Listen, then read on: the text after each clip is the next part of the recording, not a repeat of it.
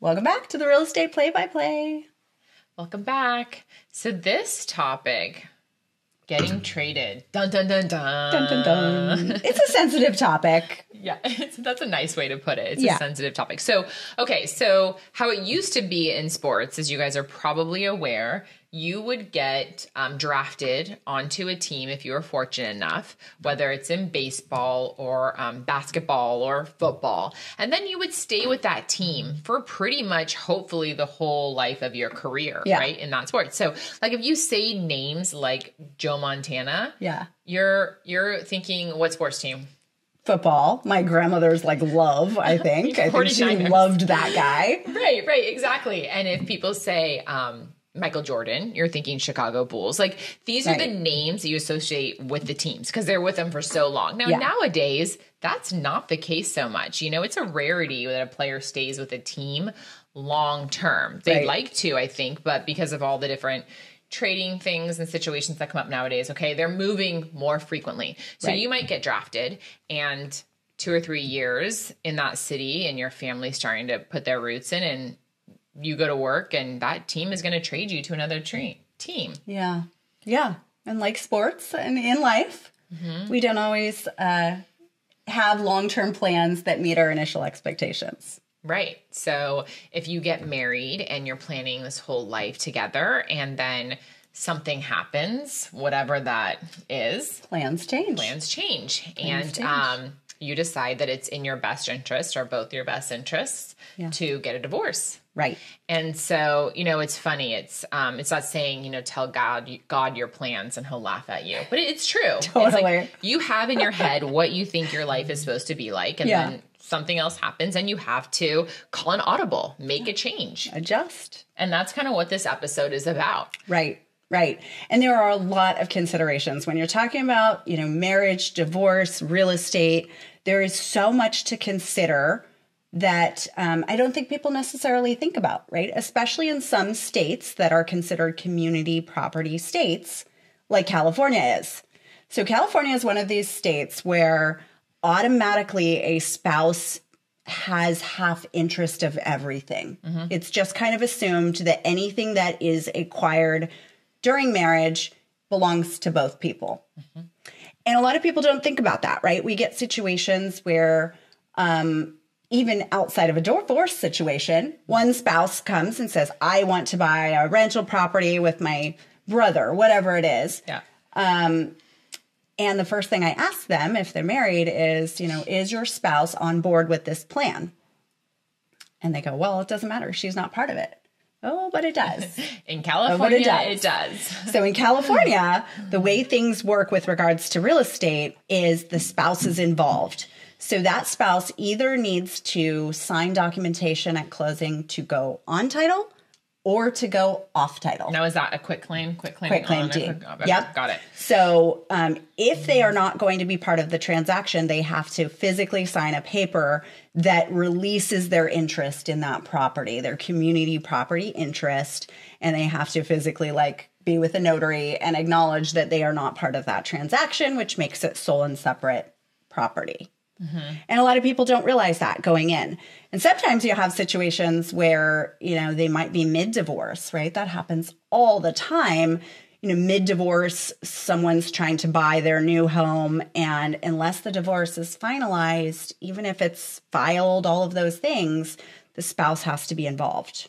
Right. And I think, the reason this topic actually came up between Danielle and I is, in a market where rates are higher and they've gone from, 3% to 8% in a very quick jump within a year. You're seeing a lot of people that are selling right now are people that maybe have to sell because there was a death in their family, because they're moving out of state, because of a job change, or because of a divorce. So it's becoming a little bit more common right now that we're helping people that are getting divorces. Right. And, and so we were talking about this yesterday, and these issues do arise because even if, right, and correct me if I'm wrong, Danielle, but even if a divorce is final, so you go through, whether it's mediation or the courts, and you decide, okay, we're going to sell the house or I'm going to buy you out of it. Yeah.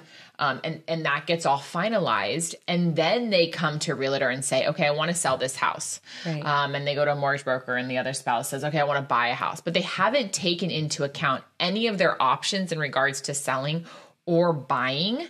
Becomes issues. There's issues involved in that. Yeah. Right? This is huge. And I really advocate for people who are going through a separation that's going to lead to divorce to get their experts in line really early in the process, because they, knowing your options is key in any situation. But a lot of times I do get situations. I had one just, a week or so ago, and they had agreed that she would retain the property and buy him out, but hadn't really thought about whether that could actually happen. Right? They have a loan in place now on the property that might have a really low interest rate. Maybe it's 3%. In order to buy him out, they now have to refinance that debt, taking out a much bigger loan so that he can get some of his equity or all of his equity out. And now you're looking at higher interest rates. And now, not only are you looking at higher interest rates, so a higher monthly payment, but then you have the qualifying aspect of things. And a lot of times when people are going through a divorce, there might also be career changes.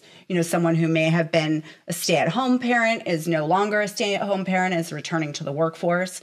That has rules. When you're working with a mortgage, there are rules about how long you have to be at your new job, and things like alimony and child support, right? Somebody might say, okay, well, I'm going to be buying him out and I'm going to be receiving alimony and child support. Well, unless that divorce is finalized and you've received it for a period of time, we can't necessarily qualify with that income. Right. And I think, so what you mentioned, I think it's important to, note is when you are, as Danielle mentioned, going to be buying out, let's say, your spouse, you're both on title because it's a community property. You have to refinance in order to get your significant other off that mortgage. That loan, essentially. And I think, because that comes up a lot for me, I don't think people realize that. I think that they can just say, well, I'm just going to stay on it at the mortgage rate that it is, at the monthly payment that it is. Right. And he can just, we'll get him off somehow. Well, the only way to do that is to refinance. Yeah. So, you can file a deed to remove from title, and some people do that. The downside of that is that, the mortgage still has that other person on it. And so let's say they file a deed, they remove them from the title, and then that person wants to go buy their next house. Well, they are still on a mortgage that they no longer own the house to. Now, there are rules, right? There are rules that, if it's clearly outlined in the divorce papers and all of those things, we can potentially exclude the payment to qualify, but it has to be like 12 months. So you have to have 12 months before you can exclude that payment. But here's where I have things that gets really sideways is, they agree to that and they stay on the mortgage. And then a year, 2 years, 3 years down the line, the spouse who kept the property has financial issues and misses some mortgage payments. It affects the other person, right? Because they're on the mortgage. So even though we can exclude that mortgage payment from the calculations, it affects their credit. Yeah. And then they can't qualify. And then they can't qualify, right? Now, all of a sudden, your credit score has dropped a huge amount. It's something that people just don't really want to deal with, right? And having gone through a divorce myself, I get it. There are so many things that you have to unwind from your life. And when you have a mortgage that's in the 3s, going to a mortgage in the 7s is not ideal. But those are things that you have to address early on, really before the divorce is finalized. Right. And so, I think the reason we started talking about this originally was because I'm making business-to-business contacts. And one of the business-to-business contacts that I think it's important for realtors to have is, trust advisories, lawyers that advise their clients on divorces. Right. Because we can get involved early in the process. When I say we, I mean a mortgage broker and a realtor. Right. It's important to have both early on, I will say. Super important. Right. Because the realtor can tell you, look at your options on selling your house versus refinancing your house and renting your house, all the options that you could have. Right. And then the mortgage broker can go over getting qualified, what the rates are, how much your monthly payment's going to be if you do refinance. You really need the team of both of them to help you. Yeah. I mean, how can you make decisions otherwise, right? I mean, let's say you're both in agreement that you want to sell the house and you don't consult with experts at that time and you put the house up for sale. And all of a sudden, neither party can qualify for what they thought they could in buying their new houses. So now you've sold your asset and you may not be able to accomplish your step 2.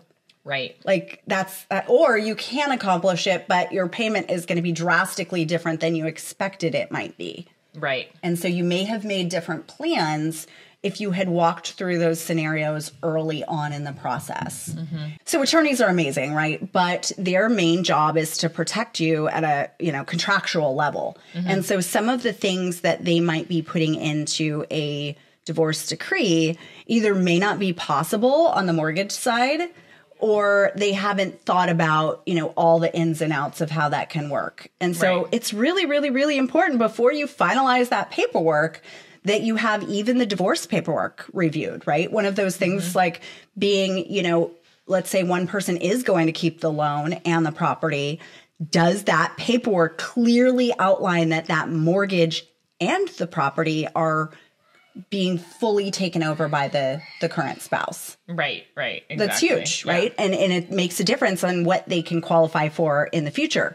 And then there are some types of loans that, for example, the spouse can assume the loan from the other spouse, right? FHA, VA, things like that. And those are things that attorneys wouldn't necessarily know. Okay, well, can you get into that a little bit? I'm curious on that. Yeah. What does that mean, assume the loan? Yeah, so like FHA loans are assumable loans. So let's say that the couple originally purchased with FHA and they have a joint mortgage together. One spouse can take over the existing loan without having to refinance. So if they have a 3% rate, they get to keep that 3% rate. Now, they don't get to take out more money. So if a spouse needs to be bought out and needs extra cash for that, it wouldn't serve that purpose. But it would allow the one person to fully be responsible for that mortgage so that it's no longer reporting to both people's credit. And I don't want to get off topic too much here, but the assumable loans you might have heard of recently. I'm hearing more of assumable loans. Just with the rates getting a little higher, buyers are asking, hey, can I assume the loan from the seller? Yeah. Are there situations where that work? And FHA and VA has come up recently because sometimes those are assumable. Right. Yeah. It's a whole other episode really, but I'll touch on it briefly. FHA loans, assumable. Great. Not a problem. You need to be prepared that process can take 3 to 4 months sometimes because you're working with the existing lender. Okay. You also can't take out additional cash, right? So same as in a divorce buyout, in a purchase situation, if the current owner owes $700,000 and you're buying it for $1 million, you have to come in with that difference, right? Or get secondary financing, which is messy. With VA, it's a little bit trickier because the loans are assumable, but the entitlement stays with the existing borrower, right? So whoever's selling seller, right? I mean, so if the seller sells the property and they sell to a non-veteran, then their VA entitlement or their benefit is still kind of tied up in that property, which means like they can't go buy another one because it's not that clear cut. They could potentially still have some benefit available because it's a dollar calculation. So they could still potentially purchase. But the biggest risk factor, in my opinion, is that let's say that the person, forecloses on the house, that gets charged against the veteran's entitlement and will be a ding against they would have to pay that off in the future. So you're right. This is a whole other episode. But it's actually good information to know. Yeah. And in regards to assumable loans and stuff like that. So but these are the things that attorneys don't know, right? And it's not their job to know these things. And what about situations where they say, okay, well, the spouse is going to refinance the other spouse off. Well, we need a timeline to that, right? If there's no timeline, it's really hard to enforce things like that. Right. And I will say, going back to community property and how it works in California, I'll have a situation where there's a husband and wife. Yeah. Maybe the husband is a stay-at-home dad and the wife is the one that's working, and they go and buy a property. Right. And they say, well, do both of us have to go on the loan? And then one person, and then, maybe just the wife is just on the loan. Right. Well, then the husband says, well, do I not own this property also if I'm not on the loan? Right. Yeah. So that's a good point, right? And they're separate things. So the title is different than the loan, and they don't necessarily have to match. So one person could be on the mortgage and borrow the money, and both people could still be on the title to the house. Mm-hmm. But what I generally advise people is, unless the spouse brings something negative to the table. I hate to just talk about it like that, but it's the truth, right? Like say they had a bad credit score. Bad credit score. Yeah. Debt. Yeah, something like that. There's no reason to exclude them. In fact, it can make it a little bit easier, even if the spouse doesn't work and doesn't have an income, putting them on the loan, one, can help build credit. Two, a lot of times the spouse who is not working is the one that handles all of the logistics of the household finances, right? They're paying the mortgage, they're dealing with all those things. If they're not on the mortgage, the lender is not going to talk to them. And so that can be a little bit tricky, right? If you have to get information on things, you're not the one that can make calls. So unless they bring something that, hurts their overall picture, there's no reason to not include them. And a lot of times people think, well, if they're not on the mortgage, then we can buy a house later and not have to count that debt. And that's not really how it works. There's a lot of TikToks and stuff that go around advising that, but that's just not how it works. If you are living in your primary residence, even if you're not on the mortgage, you're still going to be hit for that expense if you're buying another property. Well, not only that, if let's say you don't buy the mortgage with your spouse, you're not on the mortgage loan, but then you're on title, that property is still yours just as much as the other person. Yeah. So if that person stops paying their mortgage, it falls on you. Right. You're not free and clear here. No, not at all. Not at all. Yeah. And so there are just so many intricacies to this that are important to understand what you're doing, right? Like FHA loans, for example, when you're going to buy an FHA property, even if one spouse is not on the mortgage, because of community property laws, we still have to pull a credit report for that other person and include any of their debts. Oh, wow. So anything car loans, student loans, collections, all of that stuff gets factored into the overall equation on all government loans. Yeah. So I think the moral of the story is, you could make all the plans you want and you can get drafted on a certain team, but at the end of the day, there could be an audible and you have to figure out where to go, whether it's on a team if you get traded or if it's in life and you have to go through a divorce or a change in that type of situation. And you need to know your options. You need to talk to a mortgage broker and a realtor, just like you need to talk to a lawyer. Include them all. Talk to all of them up front. 100%. Divorce planning is such a huge aspect of things. And people feel oh, I'm bugging them. I'm not going to be divorced for another 6, 7, 8 months. It's fine. Let's come up with a plan. Right. So that we know exactly what that looks like. And then you're writing your divorce in a way that lets you accomplish your goals. Right. Which is huge, right? Whether that be buying out your spouse, whether that be selling the property, no matter what the plan is, you need to know that it's possible. You need your coach. Yep. Need your coach. Need your coach. Yeah. The real estate play-by-play.